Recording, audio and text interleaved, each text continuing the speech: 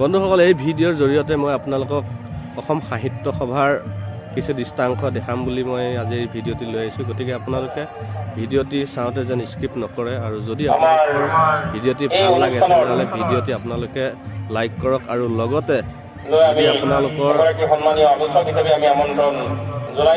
মোৰ চেনেলটো ছাবস্ক্ৰাইব কৰিব, আৰু যদি আপোনালোকৰ ভিডিঅ'টি ভাল লাগে তেনেহ'লে শ্বেয়াৰ কৰক, আৰু লগতে মোৰ চেনেলটো যেন ছাবস্ক্ৰাইব কৰিবলৈ নাপাহৰে। গতিকে মোৰ লগতে আপোনালোকেও এই সাহিত্য সভাৰ কিছু দৃষ্টাংশ যেন দেখা পায়, তাৰ কাৰণে মই আপোনালোকৰ ওচৰত কেমেৰাটি সহ। গতিকে আহক, মোৰ লগতে আপোনালোকে মোৰ ভিডিঅ'ৰ দৃষ্টাংশবোৰ যেন দেখে।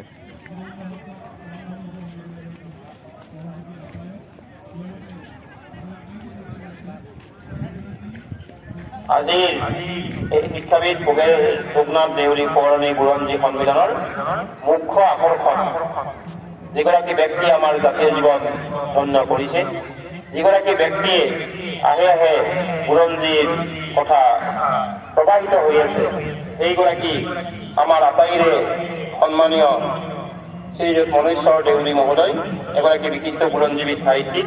তেখেত আজিৰ এই অনুষ্ঠানটোৰ মধ্যমণি, এই অনুষ্ঠানটোৰ মুখ্য অতিথি হিচাপে তেখেতক আসন গ্ৰহণ কৰিবৰ বাবে আমি আহ্বান জনাইছোঁ, আৰু তেখেতে আসন গ্ৰহণৰ লগে লগে তেখেতক বৰণ কৰিবৰ বাবে আয়োজক কমিটিক অনুৰোধ।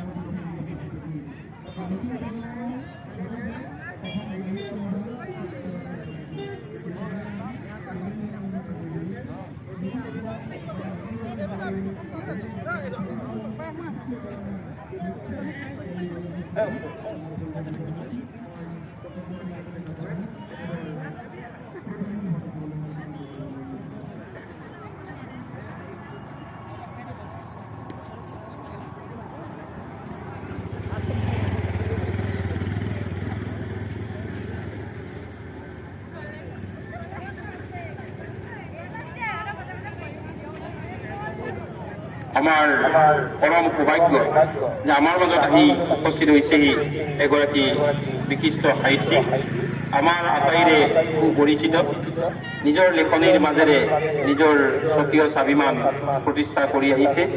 হয়তো সভাই সমিতিয়ে তেখেতক মানুহে প্ৰত্যক্ষ নকৰে, তেখেত আমাৰ আটাইৰে শ্ৰদ্ধাৰ।